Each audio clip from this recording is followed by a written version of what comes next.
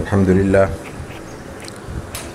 لله نحمده ونستعينه ونستغفره ونؤمن به ونتوكل عليه ونعوذ بالله من شرور أنفسنا ومن سيئات أعمالنا من يهده الله فلا مضل له ومن يضلله فلا هادي له ونشهد أن لا إله إلا الله وحده لا شريك له ونشهد أن سيدنا وسندنا وحبيبنا ومولانا محمدا عبده ورسوله صلى الله تعالى على خير خلقه وبارك وسلم تسليما كثيرا كثيرا.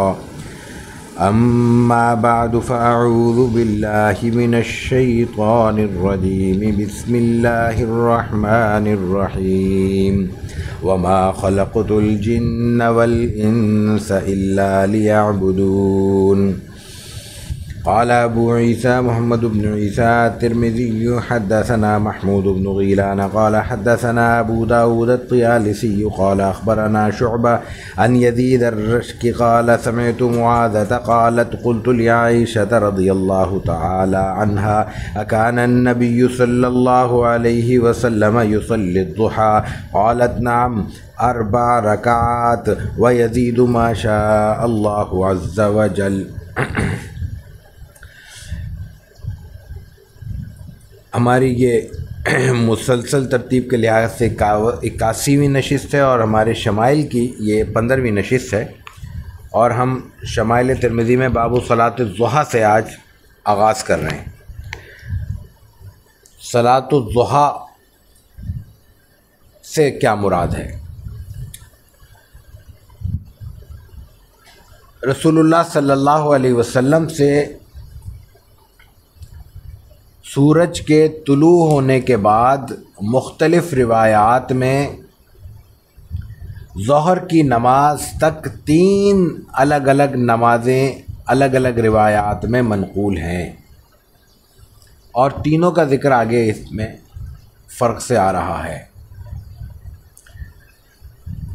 ایک ہے صلاۃ الضحیٰ، ایک ہے صلاۃ الزوال. ہمارے ہاں خاص طور پہ صوفیاء کے ہاں یہ تینوں الگ الگ نماز کے طور پر ذکر کی جاتی ہیں، لیکن ان میں تھوڑی سی تفصیل پیش نظر رہنی چاہیے. سورج نکلنے کے فوراً بعد، یعنی سورج تھوڑا بلند ہو جائے 15-20 منٹ کا جو وقفہ دیتے ہیں، تو اشراق کا وقت شروع ہو جاتا ہے. سب کو معلوم ہے وقت اس کا. سورج جب اتنا بلند ہو جائے کہ اس کو نمایاں ہو جائے، نظر آنے لگے، تو نفل پڑھے جا سکتے ہیں کسی بھی طرح کے. یہ تو الگ عمومی اجازت ہے. زوال کے وقت تک جو چاہیں نماز ادا کر سکتے ہیں. فرض پڑھیں، سنت پڑھیں، قضا پڑھیں، ادا پڑھیں. اسی دن کی فجر خدا نخواستہ رہ گئی ہے وہ پڑھ سکتے ہیں، کچھ بھی کر سکتے ہیں. لیکن جو باقاعدہ مشروع ہیں وہ آپ علیہ الصلاۃ والتسلیم کی جانب سے نوافل مشروع ہیں، جن میں پھر 2 طرح کی چیزیں عام طور پر احادیث کی روایات سے ملتی ہیں. بعض اوقات دونوں کے لیے لفظ صلاۃ الضحیٰ بھی استعمال ہو جاتا ہے. ایک ہے اشراق اور ایک ہے چاشت. چاشت کا وقت زوال کے قریب ہے، زوال سے پہلے کا وقت ہے، اور اشراق کا وقت طلوع آفتاب کے قریب ہے، یعنی صبح کا وقت ہے. آپ علیہ الصلاۃ والتسلیم نے دونوں طرح کے نوافل ادا کیے ہیں. کبھی پہلے ادا کیے ہیں، کبھی بعد میں ادا کیے ہیں، کبھی دونوں نوعیتیں کی ہیں، پہلے والے بھی ادا کیے ہیں، بعد والے بھی ادا کیے ہیں. لیکن ان میں بہت زیادہ تفصیلات نہیں ملتی، اگرچہ کہ صرف اشراق کی یعنی صلاۃ الضحیٰ کی جو روایات ہیں وہ 19 صحابہ اکرام سے منقول ہیں. 1 2 10 5 صحابہ کا معاملہ نہیں ہے، الگ الگ. لیکن ان روایات کا کچھ حصہ یہاں امام ترمذی رحمہ اللہ نے کتاب الشمائل میں ذکر کیا ہے، اور ان روایات میں کچھ اختلاف بھی ہے. وہ اس اختلاف پر آگے بات کریں گے، لیکن ایک جملہ عرض کر دوں کہ یہ تمام چیزیں کہ یہ نفل ہیں، یہ 2 ہیں یا یہ 1 ہیں، یا پھر رکعتیں کتنی پڑھنی ہیں، ایک میں 4 آ رہا ہوگا، ایک میں 8 آ رہا ہوگا، ایک میں 6 آ رہا ہوگا، اس کی بنیادی وجہ یہ ہے کہ یہ نفل ہے، فرض نہیں ہے۔ نفل ہونے کی وجہ سے رسول اللہ صلی اللہ علیہ وسلم کا عمومی مزاج یہ تھا کہ وہ اس میں اتنی گنجائش چھوڑتے تھے کہ ہر شخص کو آسانی کے ساتھ اپنے معمولات ادا کرنے کی سہولت میسر رہے۔ اگر آپ کوئی چیز فکس کر دیتے تو پھر یہ ممکن نہیں تھا کہ اس میں کوئی کمی بیشی ہماری جانب سے ممکن ہوتی۔ ہم عمل کی کوتاہی کی وجہ سے کمی بیشی کر سکتے ہیں، لیکن یہ نہیں کہہ سکتے کہ یہ 2 ہیں یا یہ 4 ہیں۔ اگر 2 ہیں تو 2 ہیں، 4 ہیں تو 4 ہیں۔ تو رسول اللہ صلی اللہ علیہ وسلم نے آگے جتنے نوافل کے باب آ رہے ہیں، اگلا باب بھی آ رہا ہے، اس میں بھی یہی بات ہے، خاص طور سے یہ بات فرمائی ہے کہ اس میں جو مطلب جو اس کا خلاصہ بنتا ہے، آپ نے فرمایا نہیں اس معنی میں تب بھی، وہ یہ ہے کہ اپنی سہولت سے جس قدر ممکن ہو عبادت کی جائے، اور اس میں جو سبق ہمیں محسوس ہوتا ہے یا ہمارے سیکھنے کی جو چیز ہمیں نظر آتی ہے وہ یہ ہے کہ فرض تو ادا کرنے ہی ہیں، لیکن فرض کی ادائیگی کو محفوظ کرنے کے لیے، فرض کی ادائیگی میں مزاج کے اعتبار سے جو ہمارے کمزوری یا سستی پیدا ہو سکتی ہے، اس کمزوری اور سستی کو دور کرنے کے لیے نوافل کا ایسا اہتمام کیا جائے کہ اگر کبھی سستی اور کمزوری ہمیں لاحق ہو تو وہ نفل تک آ کے رک جائے، فرض محفوظ ہو سکیں۔ ایک شخص نفل پڑھتا ہے، تہجد بھی پڑھتا ہے، عشاء بھی پڑھتا ہے، چاشت بھی پڑھتا ہے، فلاں بھی، کیا اس کے لیے یہ تصور کرنا ممکن ہے کہ وہ 3 رکعت عشاء کی مغرب کی چھوڑ دے گا، یا 4 رکعت ظہر کی وہ ترک کر دے گا؟ ممکن ہی نہیں ہے جو عشاء اور چاشت کی پابندی کر رہا ہو۔ یہ اصل ذہن بنانا مقصود ہے، یہ تربیت فراہم کرنا مقصود ہے۔ بیمار ہے نا آدمی تو کہے گا میں عشاء چھوڑ دوں گا، فرض تو نہیں چھوڑوں گا۔ طبیعت میں کچھ بھی نہیں ہے تو ایسی تھکاوٹ ہے، ایسی سستی ہو گئی، موسم کے اثرات ہوتے ہیں، نیند پوری نہ ہونے کے اثرات ہوتے ہیں، کام کی بھاگ دوڑ کے اثرات ہوتے ہیں، تو آدمی کیا کہے گا میں فرض تو پڑھ لوں، نفل چھوڑ دیتا ہوں۔ لیکن اس کے برعکس اگر انسان نفل کا عادی ہی نہ ہو تو وہ پھر فرض چھوٹنے لگتے ہیں۔ تو یہ اصل ذہن بنانا مقصود ہے کہ نوافل کی عادت ڈالو تاکہ اگر کبھی کوئی انسان کی عبادت پہ برا وقت خدا نخواستہ آئے تو وہ نفل تک آگے ختم ہو جائے، فرض آپ کے محفوظ ہو جائیں۔ دوسری بات یہ ہے کہ چونکہ یہ مقصود ہے تو اصل مقصود نفل کی تعداد نہیں ہے، نمازوں کی مقدار بھی نہیں ہے، اصل مقصود کسی نہ کسی بہانے سے نفل ادا کرنا ہے۔ وضو کیا ہے، کوئی اور نماز کا کوئی اور عبادت کا وقت نہیں ہے، 2 رکعت تحیت اور کوئی مصروفیت بھی نہیں ہے۔ یہ بہت اہم بات ہے جو میں عرض کرنے جا رہا ہوں کہ کوئی اور مصروفیت بھی نہیں ہے۔ ہمیں کسی بڑے چھوٹے نے کوئی کام کہا ہوا ہے، ہم نے کہا نہیں ہم نے ابھی وضو کیا ہے، پہلے ہم تحیت الوضو پڑھیں گے، نہیں۔ ہم ملازم ہیں، سرکاری پرائیویٹ کسی بھی کام میں مصروف ہے، ہم کر رہے ہیں اور جا کے ہم مسجد میں کھڑے ہو گئے نفل پڑھنے، نہیں، کوئی نفل نہیں ہے۔ ہم نے اپنے آنکھوں سے ایسے اساتذہ کو دیکھا ہے جو مدرسہ تو ایک خانقاہ ہے، مدرسہ تو ایک دینی تعلیم اور تربیت گاہ ہے، وہاں پہ تو کوئی اس معاملے میں کوئی 2 رائے ہو نہیں سکتی، لیکن وہاں چونکہ استاد کو مامور پڑھانے پر کیا گیا ہے، اپنی عبادت پر نہیں کیا گیا، تو اگر کسی بہت ہی متدین اور متزاہد قسم کے اگر کسی استاد نے دفتر کے، مدرسے کے، بچوں کے اوقات میں، کلاس کے اوقات میں اگر محض 2 رکعت پڑھنے کے لیے بھی وقت نکالا ہے تو استاد ڈانٹتے تھے کہ یہ تمہارا وقت نہیں ہے، بچوں کا وقت ہے، نفل اپنے گھر پر جا کے پڑھو۔ تو کیا اس کو کہا جائے گا عبادت سے روکا جا رہا ہے ایک مدرسے میں؟ نہیں، یہ کہا جا رہا ہے جس مقصد کے لیے تم جہاں پہ موجود ہو وہ مقصد اولیت رکھتا ہے۔ تو اگر وقت ہے، فارغ ہیں، ہم بیٹھے ہوئے ہیں، ہم نے 2 رکعت پڑھ لی تو یہ کیا ہوگا؟ یاد دہانی ہوگی۔ ہم مسجد میں داخل ہوئے ہیں، ابھی کوئی سنتوں کا وقت نہیں ہے، فرض کا وقت نہیں ہے، ہم داخل ہوتے ہی جناب علی ہم نے 2 رکعت تحیۃ المسجد پڑھ لی۔ ہم نے اٹھے ہیں، ہم نے دیکھا کہ سورج اوپر بلند ہو گیا ہے، جلدی سے 2 رکعت پڑھ لی، ابھی وقت ہے ہمارے دفتر جانے، ہمیں 8 بجے جانا ہے، ابھی 7:45 ہوئے ہیں، 2 رکعت پڑھے جا سکتے ہیں، 4 رکعت کا وقت ہے، 4 رکعت پڑھ لی۔ یہ تربیت اور یہ ماحول فراہم کرنا ان احادیث کا منشا معلوم ہوتا ہے، واللہ عالم۔ اب احادیث دیکھیے، پہلی روایت امام ترمذی نے اپنے استاد محمود بن غیلان سے نقل کی ہے، وہ کہتے ہیں ہمیں ابو داؤد الطیالسی نے بیان کیا، وہ کہتے ہیں ہمیں شعبہ نے کہتے ہیں کہ ہمیں یزید الرشق نے، اور یزید کہتے ہیں کہ ہم نے معاذہ سے سنا، معاذہ ایک صحابیہ ہیں، وہ کہتے ہیں قلت لعائشہ تھا، میں نے حضرت عائشہ رضی اللہ تعالیٰ عنہ سے عرض کیا، ان سے سوال کیا، اکان نبی صلی اللہ علیہ وسلم یصلی الضحیٰ، آپ کیا صبح کی نماز پڑھتے تھے؟ قالت نعم، ہاں پڑھتے تھے، 4 رکعت، 4 رکعت پڑھتے تھے، وَيَزِيدُ مَا شَاءَ اللَّهُ عَزَّ وَجَلَّ، اور جب چاہتے اس پہ اضافہ کرتے جو اللہ چاہتا، یعنی 4 تو پڑھتے ہی تھے، کبھی 6 پڑھ لی، کبھی 8 پڑھ لی، کبھی 10 پڑھ لی، کبھی 12 پڑھ لی، 12 تک کی بھی روایات ملتی۔ بات یہ ہے وہی بات کہ وہ نفل ہے، اگر کام ہے، سفر ہے، کیسے پڑھیں گے؟ قافلہ روانہ کرنا ہے، کیسے پڑھیں گے؟ مہمان بیٹھے ہوئے ہیں، کیسے پڑھیں گے؟ کوئی اہم مشاورت مقصود ہے صبح میں، کیسے پڑھیں گے؟ ظاہر ہے کہ اس وقت تو نہیں 12 رکعت پڑھی جائے گی۔ یہ تو نہیں ہو سکتا کہ لوگ مسجد میں بیٹھے ہوئے آپ کی میٹنگ کے، آپ کے خطبے کے، آپ کی تقریر کے، آپ کے مشورے کے منتظر ہیں اور آپ اپنے حجرے میں 12 رکعت پڑھ رہے ہیں، نہیں ہوگا نا ایسا۔ دوسروں کا خیال رکھا جائے گا، دوسروں کے جذبات، دوسروں کا وقت، دوسروں کی ضرورت، دوسروں کی تقاضے، سب چیزوں کو پیش نظر رکھتے ہوئے جو وقت ملے گا، دن کا وقت ہے، مصروفیت کا وقت ہے۔ لیکن چونکہ آپ علیہ الصلوۃ والتسلیم مینیج کرتے تھے ان چیزوں کو، کیونکہ آپ کا اپنے اوپر، آپ کے وقت پر جو گرفت تھی وہ اس کو انسانی اور دوسری مثال سے ہم سمجھا نہیں سکتے، تو اس لیے آپ یہ مینیج کر لیتے تھے۔ تو بہرکیف حضرت عائشہ نے یہ فرمایا کہ آپ 4 رکعت پڑھتے تھے اور جب چاہتے تھے زیادہ بھی کر دیتے تھے، یعنی کوئی 4 محدود نہیں ہے، 4 تو پڑھتے ہی تھے۔ یہ بات ہے، یہ بات میں اصرار سے اس لیے کہہ رہا ہوں کہ آگے روایتیں اس کے علاوہ آ رہی ہیں، تو اس کا کنفیوژن یہاں پہ یہ لفظ ذہن میں ہوں گے تو دور ہو سکتا ہے۔ وَبِهِ قَالَ حَدَّثَنَا مُحَمَّدُ بْنُ الْمُثَنَّى قَالَ حَدَّثَنَا حَكِيمُ بْنُ مُعَاوِيَةَ الزِّيَادِيُّ قَالَ حَدَّثَنَا زِيَادُ بْنُ عُبَيْدِ اللَّهِ بْنِ الرَّبِيعِ الزِّيَادِيِّ عن حميد الطويل عن انس بن مالك رضي الله تعالى عنه وعنهم ان النبي صلى الله عليه وسلم كان يصلي الضحى 6 ركعات۔ دوسری روایت امام ترمذی کے استاد محمد ابن مسنہ سے ہے، وہ روایت کرتے ہیں حکیم بن معاویہ الزیادی سے، وہ کرتے ہیں زیاد بن عبید اللہ بن ربیع الزیادی سے، وہ حمید الطویل سے، اور وہ حضرت انس بن مالک خادم الرسول صلی اللہ علیہ وسلم سے، ان نبی صلی اللہ علیہ وسلم کان یصلی الضحیٰ 6 رکعات۔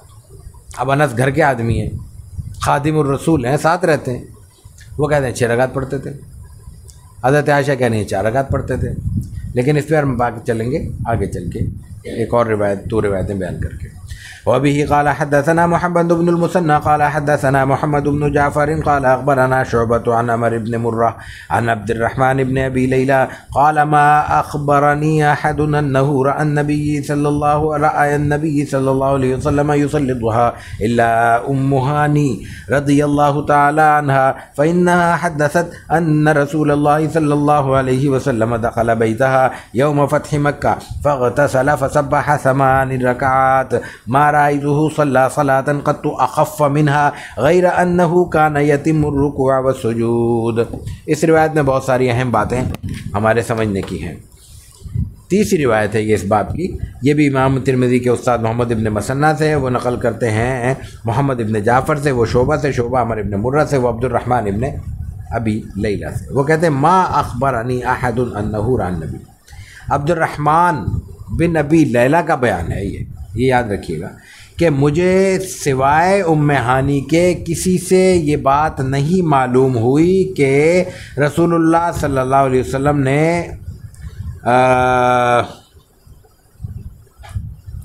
نوافل پڑھے ہوں، صلاۃ الضحیٰ کے، اشراق کے نوافل پڑھے ہوں، یہ مجھے صرف ام ہانی کی روایت سے معلوم ہے اور کوئی نہیں ہوا۔ اس کا مطلب کیا ہوا؟ باقی تو حضرت عائشہ یہ کہہ رہی ہیں، فلاں یہ کہہ رہے ہیں، اور بھی روایتیں آنی، یہ کہہ رہے ہیں میں نہیں وہ سنا۔ اس کا مطلب یہ ہوا کہ عبد الرحمن بن ابی لیلہ کو کوئی اور صحابی ایسے نہیں ملے جنہوں نے رسول اللہ صلی اللہ علیہ وسلم کو صلاۃ الضحیٰ پڑھتے ہوئے دیکھا ہو۔ عبد الرحمن ابن ابی لیلہ کو نہیں ملے، حضرت عائشہ کو ملے، وہ تو ویسے خود گھر کی ہیں، انس بن مالک کو معلوم ہے وہ گھر کے آدمی ہیں۔ کیوں نہیں ملے اس پہ بھی غور کر لیں بھئی، آپ علیہ الصلوۃ والتسلیم کی تو زندگی کھلی کتاب ہے، ہر شخص ہر چیز بیان کر رہا ہے، اس لیے کہ نفل آپ گھر میں پڑھا کرتے تھے۔ گھر تو چھوٹا سا حجرہ ہے، اس کا تو دروازہ بند ہے کیونکہ اندر ام المومنین بیٹھی ہیں، کہ حضرت عائشہ ہوں گی، حفصہ ہوں گی، زینب ہوں گی، کوئی بھی ہوں گی امہات میں سے رضی اللہ تعالیٰ عنہن، تو وہاں کیسے کوئی شخص جھانک سکتا ہے؟ عائشہ رضی اللہ تعالیٰ عنہ ام المومنین خود زوجہ ہیں، حضرت انس خادم ہے، وہ گھر کے بچے ہیں، گھر میں آتے جاتے ہیں، وہ تو دیکھ رہے ہیں۔ ام ہانی نے دیکھا تو ام ہانی کے گھر جا کے پڑھا ہے، جیسے آگے آ رہا ہے، تو اس لیے عبد الرحمن ابن ابی لیلہ کہہ رہے ہیں میں نے نہیں دیکھا، مجھے نہیں معلوم ہوا۔ یہ اصل بات ہے. یہ مفہوم نہیں ہے کہ ایک صحابی دوسری صحابی سے اختلاف کر رہے ہیں. اختلاف اس لیے کر رہا ہے وہ اپنی معلومات بیان کر رہا ہے. وہ اپنی بھائی ایک واقعہ پیش آیا, ایک آدمی کہہ رہا ہے میرے سامنے ہوا, دوسرا کہہ رہا ہے نہیں میں نے سنا ہے. بھائی صدر میں کوئی حادثہ پیش آتا ہے تو ناظم آباد والوں کو کیا پتہ؟ تو صدر کے اطراف میں کوئی شخص وہاں پہنچا ہوا ہے, وہ کہہ رہا ہے میں نے دیکھا ہے, اور مجھ سے کوئی پوچھ رہا ہے کہ میں نے نہیں دیکھا, تو اس کا مطلب یہ تھوڑی ہوگا کہ ہم دونوں اختلاف کر رہے ہیں. ہم دونوں ایک چیز کے بارے میں اپنی بات متعین کر رہے ہیں کہ میں موجود تھا, میں موجود نہیں تھا, میں نے یہ بات سنی ہے, میں نے نہیں سنی. یہ الگ الگ باتیں ہوں گی. ہر بات ہر آدمی نے نہیں سنی. ایک صحابی حضرت ابو ہریرہ وہ 5000 روایتیں نقل کر رہے ہیں, ایک ابو بکر صدیق ہیں ان سے چند سو روایتیں بھی منقول نہیں ہیں. اس کا کیا مطلب؟ انہوں نے سنا نہیں, انہوں نے بیان نہیں کیا, ان کو بیان کرنے کا موقع نہیں ملا. ابو ہریرہ کو بہت بڑی زندگی ملی. ابو بکر صدیق آپ کے 2 سال کے اندر رخصت ہو گئے. وہ 2 سال بھی آپ کے مصروفیت اور انتہائی تگ و دو کے گزرے. تو ایک شخص جب محاذ پہ کھڑا ہوا ہوگا وہ حدیث کیسے بیان کرے گا؟ جب اس کو بمشکل حکومت کے اقتدار کے ساتھ 2 سال ملیں گے تو وہ کیسے لوگوں سے انٹریکشن کرے گا اور جا کے درس دے گا؟ نہیں ہو سکتا نا. تو یہ الگ الگ چیزیں ہوتی ہیں, ان کو الگ الگ مقام پہ رکھنا چاہیے. لیکن اور اس میں بہت اہم بات ہے. حضرت عبد الرحمن ابن نبی لیلہ کہتے کیا ہے؟ ما اخبرنی احد, کسی نے مجھے یہ بات بیان نہیں کی, انہ رأى النبی صلی اللہ علیہ وسلم, انہ رأى النبی صلی اللہ علیہ وسلم یصلی الضحیٰ, کہ آپ علیہ الصلوۃ والتسلیم کو اس نے نماز اشراق یا چاشت ادا کرتے ہوئے دیکھو. ضحیٰ کا اطلاق دونوں پر ہوتا ہے, الا ام ہانی, سوائے ام ہانی کے. ام ہانی نے بیان کیا. ام ہانی کون ہے؟ آپ علیہ الصلوۃ والتسلیم کی چچا زاد بہن, حضرت اپنا ابو طالب کی صاحبزادی ہیں, حضرت علی کی بہن ہے.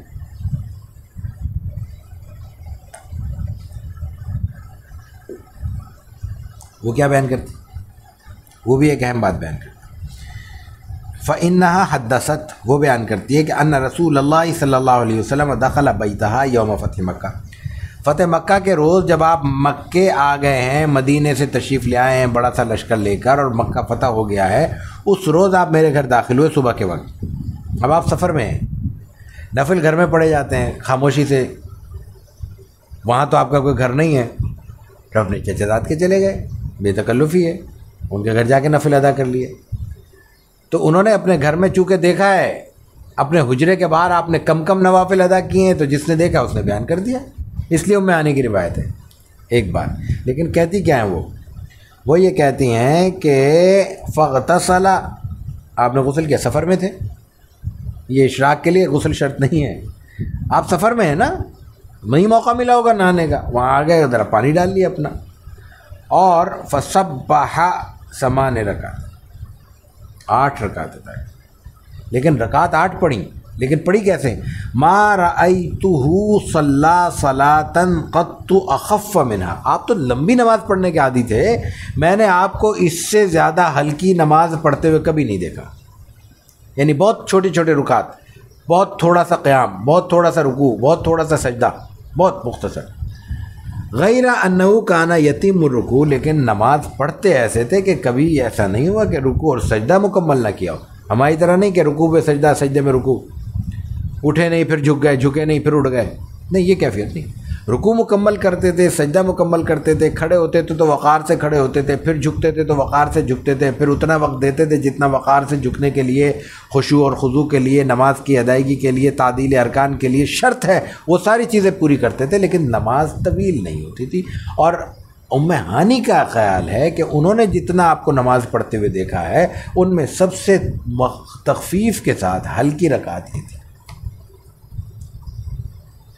ٹھیک ہے, واضح ہے.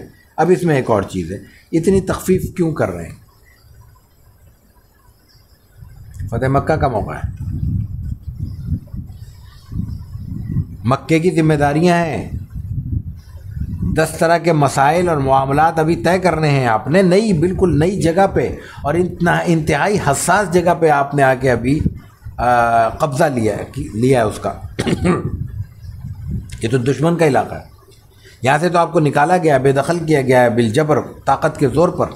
اب یہاں آپ واپس تشریف لائیں تو ابھی معاملات دیکھنے ہیں, کس کو معافی دینی ہے, کس کو معافی نہیں دینی, کس کو ذمہ داریاں دینی ہیں. بیت اللہ کی تولیت کا معاملہ ہے, نمازوں کا معاملہ ہے, احکامات کا معاملہ ہے, یہاں اپنا نگران مقرر کرنا ہے. پھر لوگوں کے کچھ جھگڑے ہیں, آپس کے جھگڑے ہیں, اب تو حکومت آپ کے پاس آ گئی، وہ جھگڑے آپ کو نپٹانے، نہیں نپٹائیں گے تو وہ آپس میں دوبارہ سر پھٹ اول ہو جائے گا، پھر لڑائیاں ہو سکتی ہیں۔ تو اسی لیے آپ نے اس موقع پر کئی خطبے دیے اور ان خطبات میں آپ نے مختلف مسائل طے کیے، مختلف احکامات دیے، مختلف قضیے، پرانے لڑائیاں ختم کی آپ نے۔ تو یہ تمام جب کام کرنے ہوں آپ علیہ الصلاۃ والتسلیم کے ذہن میں موجود ہیں، تو اتنا وقت تو نہیں ہوگا نا کہ بہت تفصیل کے ساتھ نماز پڑھیں۔ اچھا تو نماز چھوڑ دیں، یہ آپ کا معمول نہیں آگے آ رہا ہے کہ جب آپ ایک کام شروع کرتے تھے پھر کوشش کرتے تھے کہ اس میں وقفہ نہ آئے۔ تو حالت سفر ہے، حالت ذمہ داری ہے، وقت انتہائی مختصر ہے، اس کے باوجود آپ نے خاموشی سے آ کے نفل کو الگ ادا کرنے کا حکم بھی پورا کیا۔ آنے کے گھر آئے، باہر نہیں پڑا، ضرورت تھی، نہانا تھا آپ کو، سفر کی تھکان ہوگی، ویسے بھی موسم کے اثرات ہوتے ہیں، دھول مٹی سب کچھ ہوتا ہے، تو نہا کے آدمی ویسے ہی فریش ہو جاتا ہے، تو آپ نے استعمال کیا۔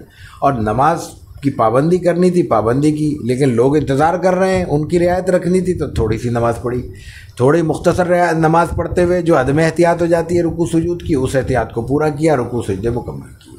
یہ ساری باتیں ایک روایت سے ہمیں معلوم ہو رہی ہیں۔ لیکن دوسری بات بھی یہاں دیکھ سکتے ہیں کہ ایک روایت میں 4 رکعت ہے، دوسری روایت میں 6 رکعت ہے، اب تیسری روایت میں 8 رکعت آ رہا ہے۔ آگے چل کے اس میں مزید بات کرتے ہیں۔ وبه قال حدثنا ابن ابي عمر قال حدثنا وكيع قال حدثنا كهمس بن الحسن عن عبد الله بن شقيق قال قلت لعائشة رضي الله تعالى عنها أكان النبي صلى الله عليه وسلم يصلي الضحى قالت لا إلا أن يجيء من مغيبه۔ حضرت عائشہ سے ایک اور روایت آ گئی۔ اب یہ روایت امام ترمذی کے استاد ابن ابی عمر نقل کرتے ہیں، وہ وکیع سے کرتے ہیں، وکیع کہمس ابن حسن سے، وہ عبداللہ ابن شقیق سے، عبداللہ ابن ابی شقیق کہتے ہیں میں نے حضرت عائشہ سے رضی اللہ تعالی عنہ پوچھا کہ اکان نبی صلی اللہ علیہ وسلم یصلی الضحیٰ، کیا آپ صبح کی نماز بھی پڑھتے تھے، عشاء چاشت جو بھی کہہ لیں؟ قالت لا۔ ابھی حضرت عائشہ کیا کہہ رہی ہیں؟ اوپر جو روایت آئی ہے 4 رکعت کی آئی ہے، انس کہہ رہے ہیں 6 رکعت، ام ہانی کہہ رہی ہیں 8 رکعت، حضرت عائشہ کہتے ہیں آپ تو پڑھتے ہی نہیں تھے۔ لا الا، ہاں ایک موقع پہ پڑھتے تھے، این یجیء من مغیبہ، جب کبھی آپ کہیں باہر سے آتے تھے، تو صلاۃ السفر بھی ہے ایک، جب سفر سے آدمی باہر سے لوٹے تو 2 رکعت پڑھ لینی چاہیے، جاتے ہوئے بھی 2 رکعت پڑھ لینی چاہیے۔ وہی بات کہ بس اللہ کو یاد رکھے، خیال اللہ کی طرف رہے، بہانے سے سفر میں جا رہا ہے، یہ ذہن بھٹکنے کا موقع ہوتا ہے، نئی جگہ، نئے مناظر، نئی چیزیں، نئی شکلیں، تو انسان کا ذہن گم سکتا ہے، متاثر ہو سکتا ہے۔ نماز پڑھ کے اللہ کو یاد کر لو، جو ذہن کو بھٹکانے والے عوارض ہیں وہ خود بھٹک جائیں گے اللہ کی برکت سے، اللہ کی رحمت سے، اللہ کے نام کی برکت سے۔ واپس آئیں تو اس پر تو شکر سے بڑھ کر کوئی اور چیز ہے ہی نہیں۔ سفر تو مشقتوں کا نام ہے، مشکلات کا نام ہے، انسان کو بہت سارے وسوسے ہوتے ہیں سفر پہ، بہت سارے مشکل حالات سے گزرتا ہے، ان سب سے اللہ تعالیٰ خیریت سے واپس لوٹا رہا ہے، گھر آ رہا ہے، تو مقام شکر ہے۔ مقام شکر یہی ہے کہ اللہ کے آئے حضور جھک جائے، اس سے بڑا شکر کیا ہوگا؟ تو ایک تو بات یہ ہے۔ حضرت عائشہ یہاں پہ اصل میں یہ فرما رہی ہے، تو ممکن نہیں ہے کہ آپ نماز کا انکار کریں یہاں، کیوں؟ پہلے آپ اس بات کر چکی ہیں، آپ نے خود کہا 4 رکعت پڑھتے تھے، تو یہاں کیسے کہہ سکتی ہے کہ بغیر سفر کے آپ نہیں پڑھتے تھے؟ یہاں اصل میں بات یہ ہے، ایک اور چیز ہے کہ آپ آ کے نماز ضرور پڑھتے تھے، ایک بات۔ دوسری بات یہ ہے کہ آ کر آپ نماز عموماً گھر پہ بھی پڑھتے تھے، مسجد میں بھی ادا کرتے ہیں، نفل عام طور پہ گھر پہ پڑھ رہے ہیں، لیکن سفر سے واپسی پہ روایتوں میں آتا ہے کہ آپ نے مسجد میں ادا کی۔ اس کی بہت ساری حکمتیں ہو سکتی ہیں۔ تیسری بات یہ کہ رات میں آپ نہیں آتے تھے گھر پہ، چھوٹے چھوٹے گھر ہیں، آج کل کا زمانہ نہیں ہے کہ بھائی واٹس ایپ کر دیا کتنے کلومیٹر ہوں، انہوں نے بھی دیکھ لیا، گھر والوں نے بھی کہ بھائی کتنے دور ہیں، یہاں پہ لائیو لوکیشن شیئر ہو گئی۔ اب تو نہیں ہے نا یہ معاملہ، تو اچانک ہی آنا ہے، اچانک آتے ہوئے کوئی اندازہ نہیں ہے، آدھے گھنٹے پہلے پہنچے، 2 گھنٹے پہلے پہنچے، 4 گھنٹے راستہ ہے، جانور ہے، بس جانور کو بھی کوئی رکاوٹ ہو سکتی ہے، انسان کو بھی کوئی تکلیف ہو سکتی ہے، راستے میں بھی کوئی مشکل پیش آ سکتی ہے۔ تو راست کو ایسے اچانک گھر پہ پہنچنا کہ گھر والوں کو علم نہ ہو، یہ بہت سارے مضرتوں کا باعث ہو سکتا ہے۔ اس سے بہتر یہ ہے کہ دن کے اجالے میں آئے، یا پہلے سے گھر کو اطلاع ہو کہ میں اتنے بجے پہنچوں گا، اچانک گھر میں نہیں آنا چاہیے، ایک بات۔ دوسرا، آئے تو پھر ظاہر ہے کہ نماز ادا کریں۔ تو حضرت عائشہ رضی اللہ تعالیٰ عنہ اصل میں یہاں یہ بیان کر رہے ہیں کہ جب آپ آتے تھے باہر سے تو صبح کا وقت عموماً ہوتا تھا، اور صبح لازماً آپ نماز پڑھتے تھے۔ جب باہر سے آ رہے ہیں تو لازماً نماز پڑھ رہے ہیں، ان کے علاوہ عام حالات میں کبھی پڑھتے تھے کبھی نہیں پڑھتے تھے، آپ چھوڑ دیتے تھے۔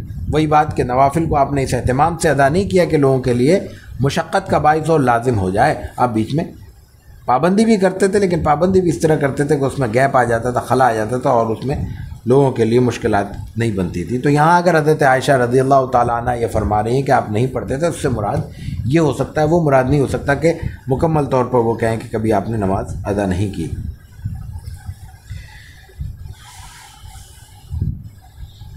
وبه قال حدثنا زياد بن أيوب البغدادي قال حدثنا محمد بن ربيعة عن فضيل بن مرزوق عن عطية عن أبي سعيد الخدري رضي الله تعالى عنه وعنهم قال كان النبي صلى الله عليه وسلم يصلي الضحى حتى نقول لا يدعوها ويدعوها حتى نقول لا يصليها۔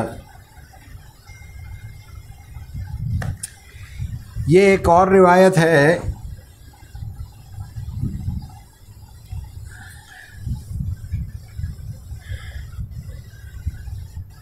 امام ترمذی کے استاد زیاد ابن ایوب البغدادی سے، وہ محمد ابن ربیعہ سے نقل کرتے ہیں، وہ فضیل ابن مرزوق سے، وہ عطیہ سے، عطیہ نقل کرتے ہیں ابو سعید خدری سے۔ ابو سعید خدری رضی اللہ تعالیٰ عنہ کہتے ہیں کہ کان نبی صلی اللہ علیہ وسلم یصلی الضحیٰ، آپ علیہ الصلوۃ والتسلیم ضحیٰ کی نماز اتنی پابندی سے ادا کیا کرتے تھے کہ ہمیں یہ محسوس ہوتا تھا کہ آپ کبھی نہیں چھوڑیں گے، اور پھر کبھی آپ ایسے چھوڑ دیتے تھے کہ ہمیں محسوس ہوتا تھا کہ آپ کبھی ادا نہیں کریں گے۔ یہ اصل بات ہے، پڑھ رہے ہیں تو پڑھتے پڑھتے چھوڑ دیتے ہیں، چھوڑ دیتے ہیں تو پھر چھوڑتے چھوڑتے پڑھنا شروع کر دیتے ہیں۔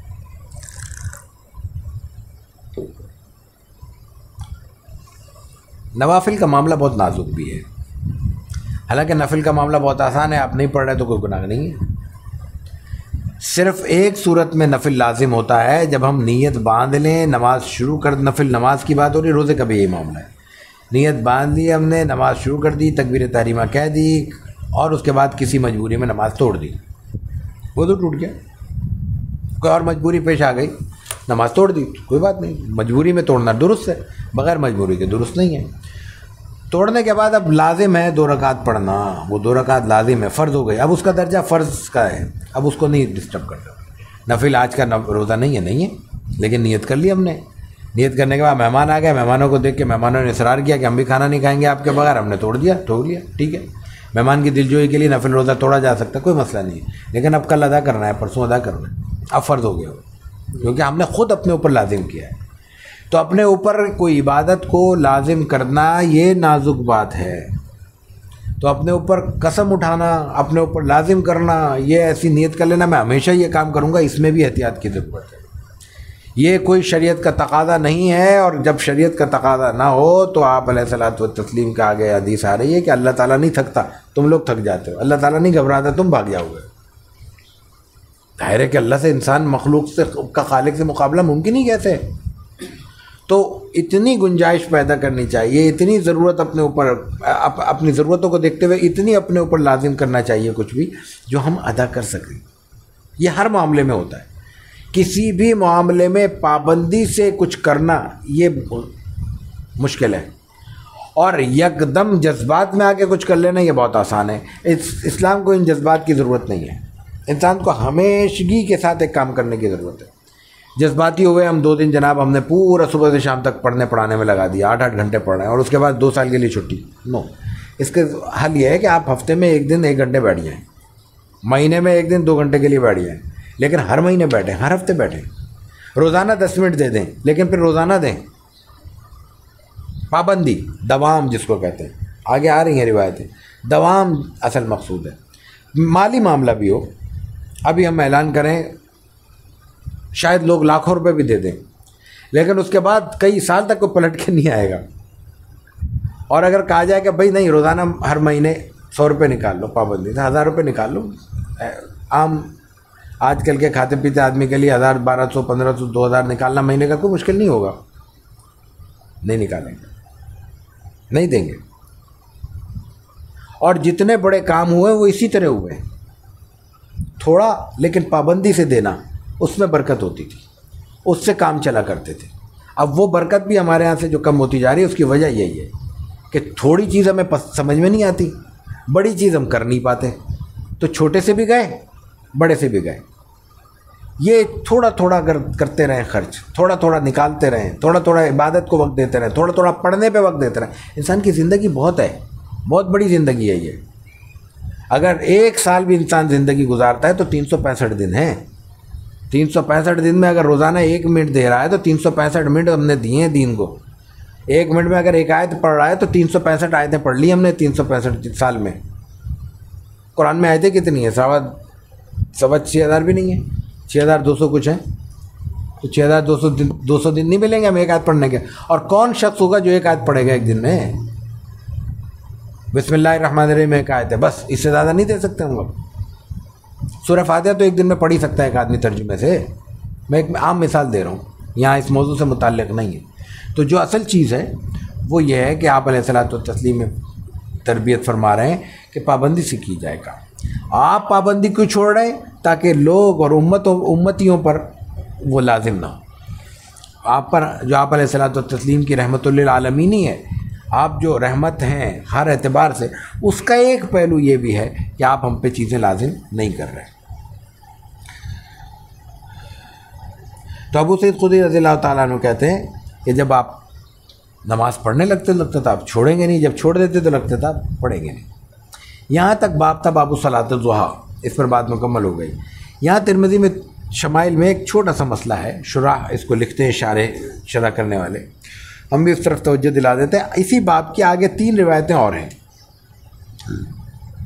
ان میں صلاۃ زوال کا ذکر ہے جس کا میں نے شروع میں ذکر کیا، میں آگے اس پہ بات کرتا ہوں اور میں اکٹھی روایتیں پیش کر دیتا ہوں۔ تو سوال پیدا ہوتا ہے صلاۃ الضحیٰ کے ساتھ یہ کیوں بیان ہوا ہے؟ ایک تو ظاہر ہے کہ بڑی آسان بات ہے کہ صلاۃ الضحیٰ اور صلاۃ الزوال میں کوئی وقت کا زیادہ فرق نہیں ہے، یہ بھی سورج نکلنے کے ساتھ تعلق، وہ سورج نکلنے کے بعد ہے، یہ سورج غروب ہونے کے وقت ہے اور سورج کے زوال کے وقت ہے۔ دوسری بات یہ کہ عین ممکن ہے کہ یہاں پہ صلاۃ الزوال کا الگ سے باب کا عنوان موجود ہو، کتابت میں نہیں آ سکا، بھول گئے، رہ گیا، کاتب سے چھوٹ گیا شروع میں مخطوطات میں، اب جو نقل ہوتا آ رہا ہے پھر اسی طرح ہوتا آ رہا ہے، تو اس میں کوئی اہم بات ایسی نہیں ہے۔ تو اب صلاۃ الضحیٰ کے بعد صلاۃ الزوال کی 3 روایتیں یہ میں اکٹھے پیش کرتا ہوں تاکہ اکٹھے اس کا مفہوم عرض کر سکوں۔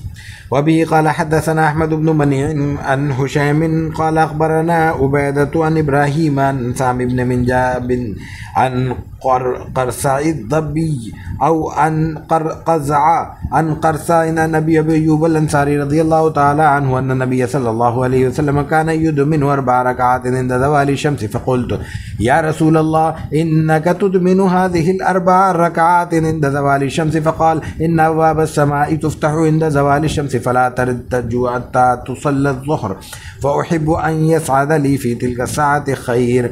قلت أفي كلهن قراءة؟ قال نعم. قلت هل فيهن تسليم فاصل؟ قال لا.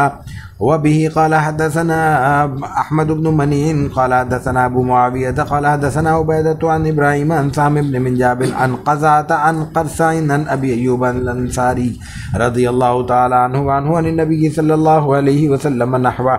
وبه قال حدثنا محمد بن المثنى قال أخبرنا أبو داود قال حدثنا محمد بن مسلم بن أبي الوضاء عن عبد الكريم الجزري عن مجاهد عن عبد الله بن السائب أن رسول الله صلى الله عليه وسلم كان يصلي 4 بعد أن تزول الشمس قبل الظهر، وقال إنها ساعة تفتح فيها أبواب السماء فأحب أن يسعد لي فيها عمل صالح.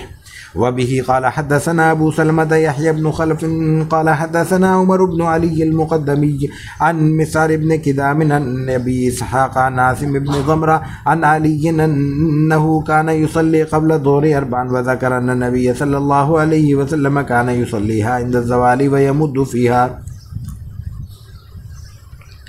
یہ 3 روایتیں ہیں، اور اگر ہم اس کو سند کے اعتبار سے سمجھے تو 4 روایتیں ہیں، الفاظ 3 کے ہیں۔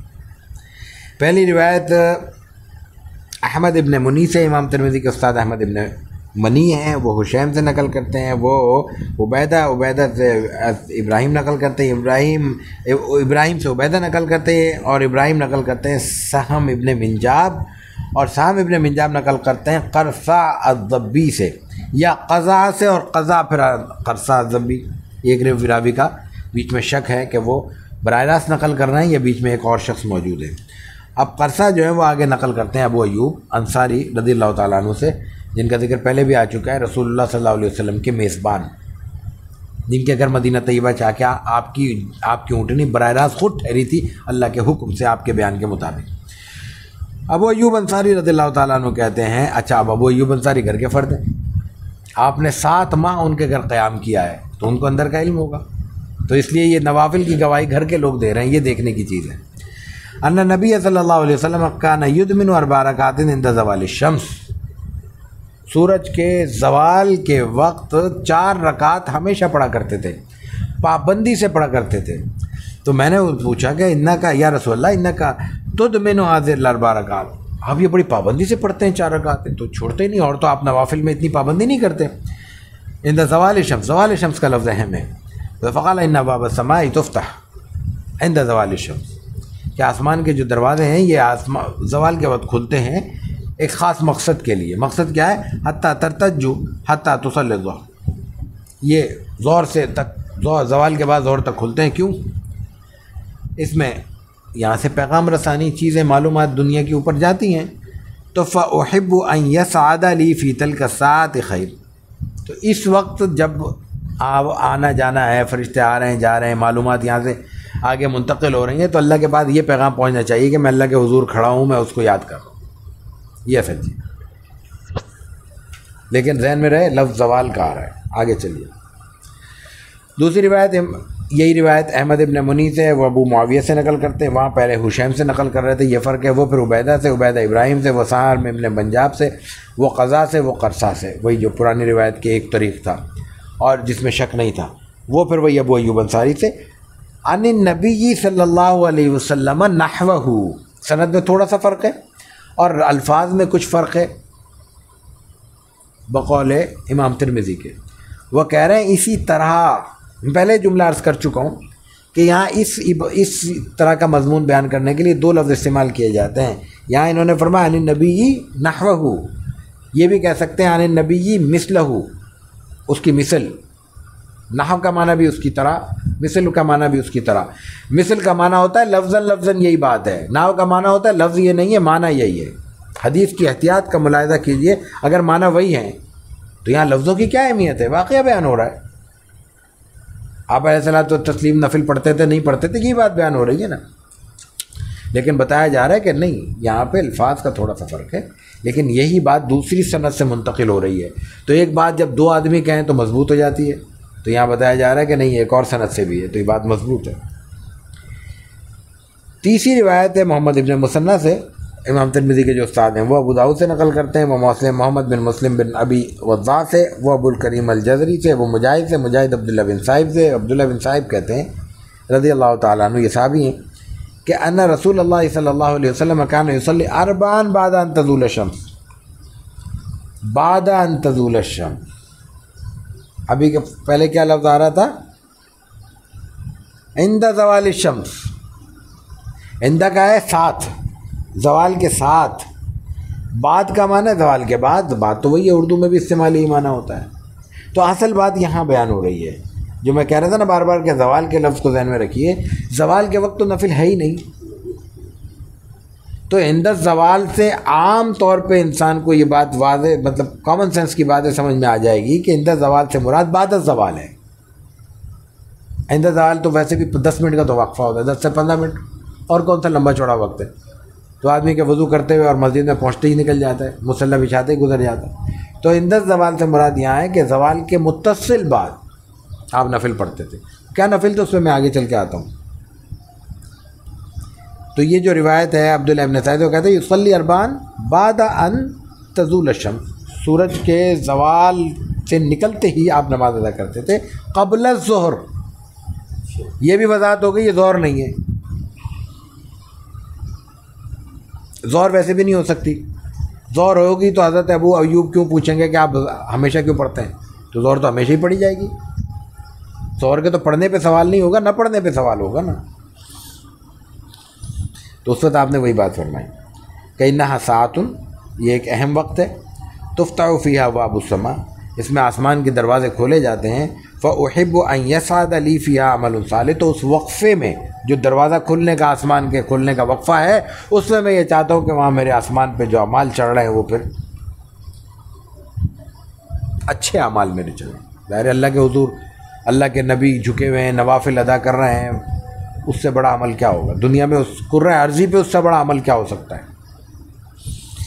چوتھی روایت پھر امام ترمذی کے استاد ابو سلمہ یحییٰ ابن خلف سے ہے، وہ ابو نقل کرتے ہیں عمر بن علی مقدمی سے، وہ مصر ابن کدام سے، وہ ابو اسحاق سے، وہ عاصم ابن زمرہ سے، وہ حضرت علی رضی اللہ تعالیٰ عنہ سے، انہ کان یصلی قبل الظہر اربعا. یہ اب حضرت علی رضی اللہ تعالیٰ عنہ کا معمول نقل ہو رہا ہے کہ وہ 4 رکعت پڑھا کرتے تھے قبل الظہر، اور یہ کہ بیان کرتے تھے کہ ان نبی صلی اللہ علیہ وسلم یصلیھا، یہ 4 رکعت حضور پڑھتے تھے عند الزوال و یمد فیھا. عند الزوال سے مراد وہی بعد الزوال، اور وہ یمد فیھا اس میں طویل قرات کیا کرتے تھے. اصل بات کیا ہے؟ اصل بات یہ کہ یہ ظہر کی 4 رکعت ہیں سنتیں، اسی لیے ان کو سنت مؤکدہ کہا جاتا ہے. ہر صورت میں ان کا اہتمام ہونا چاہیے، ان کو ترک نہیں کرنا چاہیے. کیوں؟ اس لیے کہ رسول اللہ صلی اللہ علیہ وسلم نے جہاں آپ کا معمول یہ کہ نفل چھوڑ دیتے ہیں، یہ نہیں چھوڑے. نفل چھوڑ رہے ہیں، یہاں ذکر کیا آ رہا ہے چھوڑتے نہیں ہیں آپ. تو ان کا تقاضا زیادہ ہے، ان کا اہتمام زیادہ ہے. لیکن ان کے اہتمام کا مطلب یہ نہیں ہے کہ امام صاحب آگے نماز فرض کھڑے کر چکے ہوں اور ہم نفل پڑھ رہے ہوں. نو، فرض میں شریک ہو جائیں، بعد میں پڑھ لیں. فرض کے لیے سنتیں نہیں چھوڑی جاتی، سنتیں نہیں پڑھی جاتی. سنتوں کے لیے فرض نہیں چھوڑا جاتا جب جماعت ہو رہی. ٹھیک ہے. دوسری بات، تو صلاۃ الزوال کیا ہے؟ صوفیاء کرام کے ہاں ایک الگ سے صلاۃ الزوال کا ذکر ملتا ہے.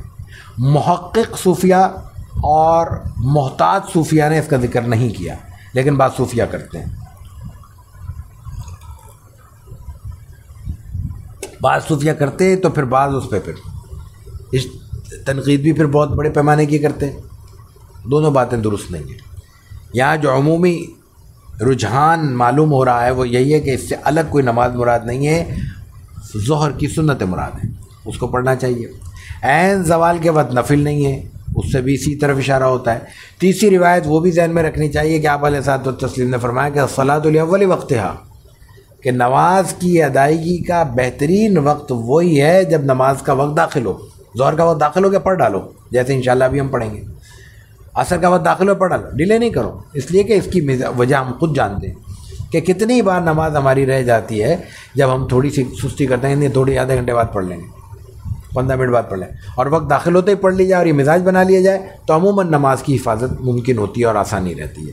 تو جب آپ علیہ الصلوۃ والتسلیم کہہ رہے ہیں کہ نماز فوراً پڑھی جائے تو پھر درمیان میں زوال کے بعد کوئی اور نماز نہیں ہو سکتی، صرف سوائے اس کے کہ ان سنتوں کا اس سے ذکر کیا جائے. تو جو صوفیاء کرام کے ہاں ہے، چونکہ وہاں وقت الزوال ہے، عند الزوال ہے، صلاۃ الزوال کا لفظ آتا ہے حدیثوں میں، اس لیے اگر صوفیاء نے اس سے کوئی الگ سے نوافل مراد لیے ہیں، بے شک وہ بات ہماری تحقیق میں درست نہ ہو، لیکن ان کے بارے میں یہ کہنا کہ انہوں نے کوئی بہت بڑی بدعت کی ہے یا اپنے طور پہ کوئی چیز گھڑ لی ہے، الزام لگانا، یہ بات درست نہیں ہوگی. اس کا اشارہ حدیث میں ضرور ملتا ہے. فرق تعبیر کا ہوگا، فرق اس کے مفہوم کا ہوگا. اس مفہوم کے فرق کی بنیاد پہ کسی پر اپنی طرف سے گھڑنے کا الزام درست نہیں ہوگا. یہ باب تھا ہمارا صلاۃ الضحیٰ کا. آگے باب صلاۃ التطوع فی البیت آ رہا ہے. یہ ایک ہی روایت ہے اس میں.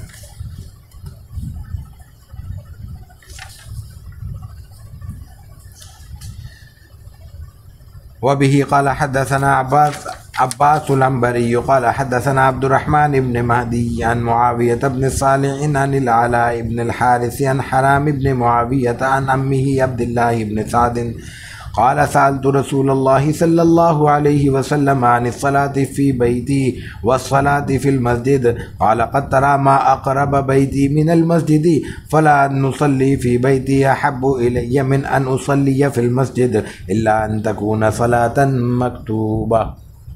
ان میں بھی دو باتیں بڑی اہم ہیں، انہی پر ہم توجہ دلانا چاہیں گے. باب صلاۃ التطوع فی البیت، نفل گھر میں پڑھنے کی کا باب. نفل نماز گھر میں پڑھنے کا، تطوع نفل کو کہتے ہیں، بیت گھر کو کہتے ہیں، صلاۃ تو سب جانتے ہیں.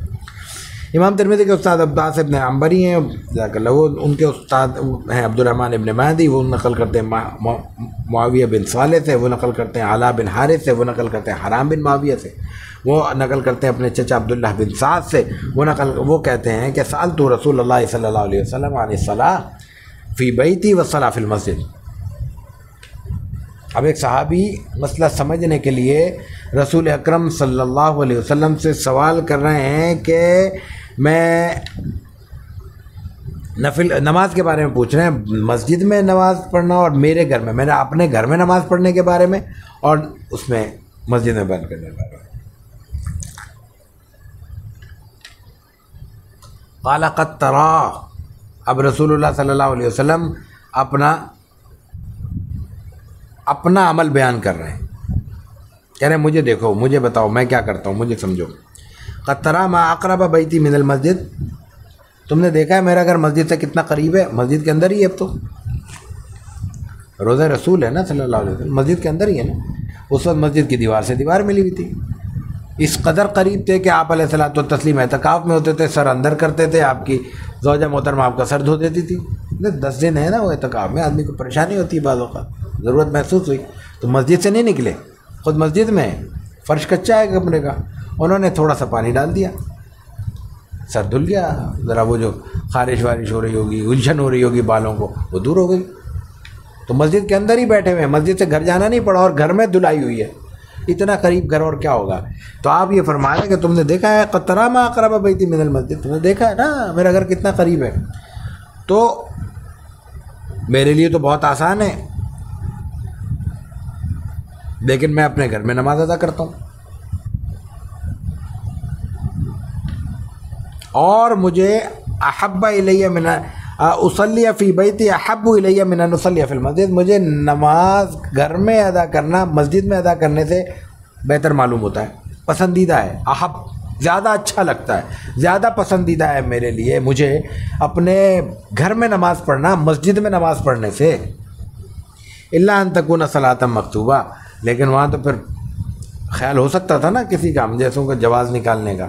تو آپ نے فرمایا لیکن یہ میں بات نفل کی کر رہا ہوں، مکتوبہ کی نہیں. صلاۃ مکتوبہ فرض نماز، فرض نماز کی بات نہیں کر رہا، میں نفل کی بات کر رہا ہوں کہ نفل مجھے گھر میں ادا کرنا مسجد میں ادا کرنے سے زیادہ پسند ہے، اور فرض میرا مسجد میں ادا کرنا مجھے فرض. ٹھیک ہے. اب اس سے وہ بھی اندازہ ہو جاتا ہے کہ پیچھے جو حضرت عبداللہ بن سعد نے آپ علیہ الصلوۃ والتسلیم سے رضی اللہ تعالیٰ عنہ یہ پوچھا ہے کہ سألت رسول اللہ صلی اللہ علیہ وسلم عن الصلاۃ فی بیتی، کہ میں اپنے گھر میں نماز پڑھنا میرا اور مسجد میں نماز پڑھنے میں سے کون سا عمل بہتر ہے. تو اس سے مراد نفل ہے، فرض کی بات نہیں ہو رہی.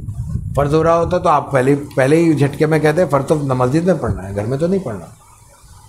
یہاں آپ نے فرمایا، تو اس سے مراد یہی ہے کہ آپ وہاں سوال بھی آپ سمجھ گئے کہ سوال سے محض کرنے والا کامن سینس کی بات ہے، فرض کی بات ہی نہیں کر رہا، نفل کی بات کر رہا ہے. آگے چلیں.